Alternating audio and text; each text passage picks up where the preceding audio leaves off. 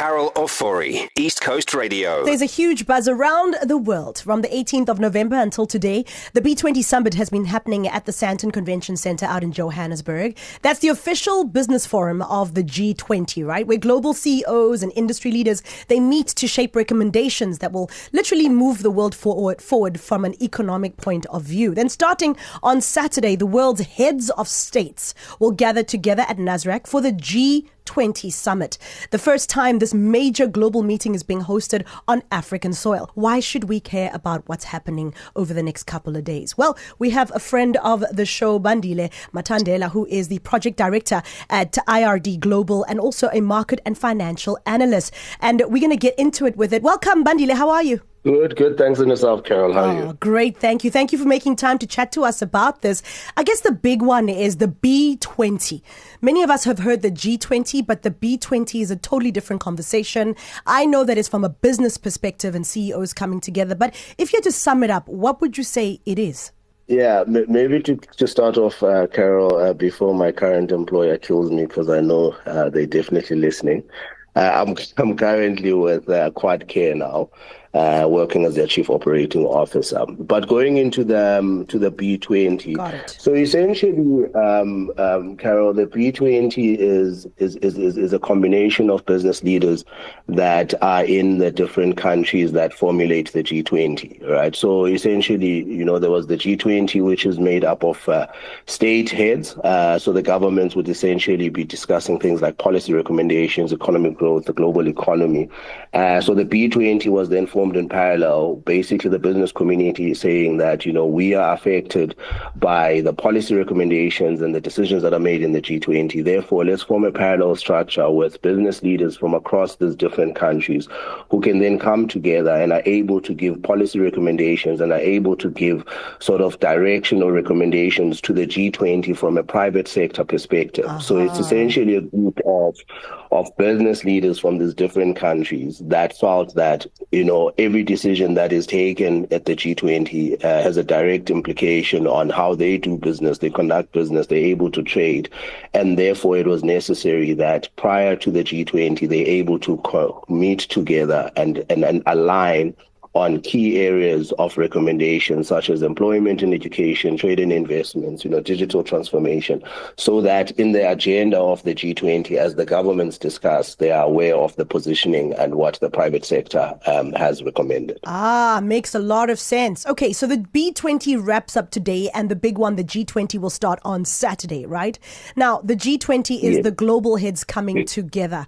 Why is this important for us to keep our eye on it? Yeah, so it's extremely important, right? And I think it's important because you firstly need to understand the role of the G20 and what the focus is, right? So they focus a lot on things like global economic stability, which have a direct impact on, how countries work together, how countries actually grow. It has a lot of impact on trade and investments, climate change actions, which, will determine some of the manufacturing environments in which you work and which will have a direct impact on jobs you need to create, people that you need to bring in, financial regulation, crisis response is one of the important ones. I mean, we just came out of COVID-19, where we saw at the height of COVID-19, access to PPE, access to vaccines was a huge issue, and it was structured based on global structures. So it discusses things like that. So for an average individual, it might seem like it doesn't matter, but the decisions that are made there, are going to have a direct impact on how,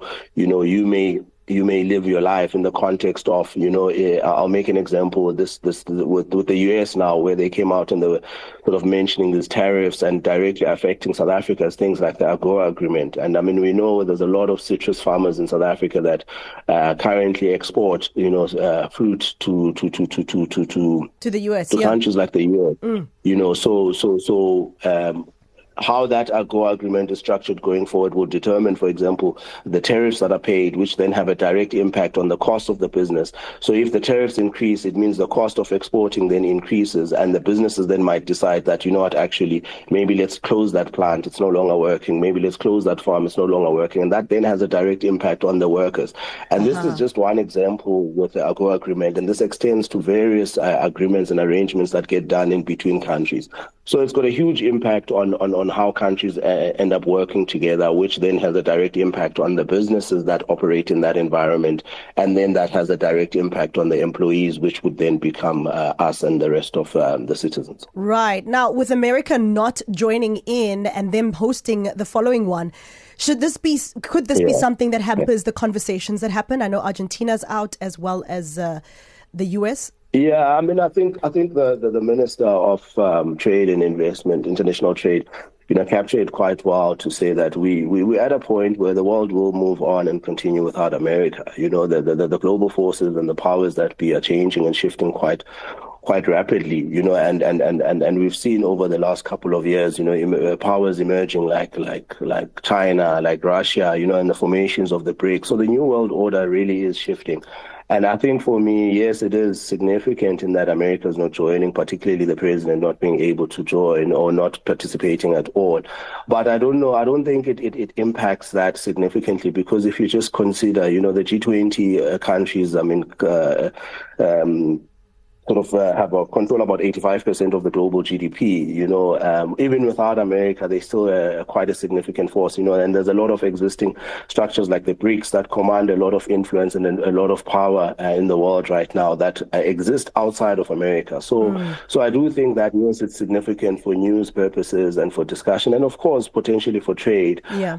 But I wouldn't say that it's going to hamper the progression of the G20. I think it will still be discussed. I think what's going to be important, or what's going to be interesting, Carol, is post the G20, because the president of the US already has taken a stance to say they're going to oppose decisions that are taken in the G20. So for me, that's more significant. And what does that opposition mean? Will it have any weight? What impact will it have on the other G20 countries? Those are possibly the questions that we should be asking. But in terms of actually impacting the work that is going to be done over the next couple of days, I don't think it's going to be that significant, and the world will eventually move on from America. At least that would be my view. Right. Wait, Bandile, always a pleasure. You put it in such layman terms. We always understand better. I understand better. Thank you so much for your time, Bandile Matandela, who is the Chief Operating Officer at Quadcare and also a market and financial analyst. Carol Ofori, KZN's #1 hit music station, East Coast Radio.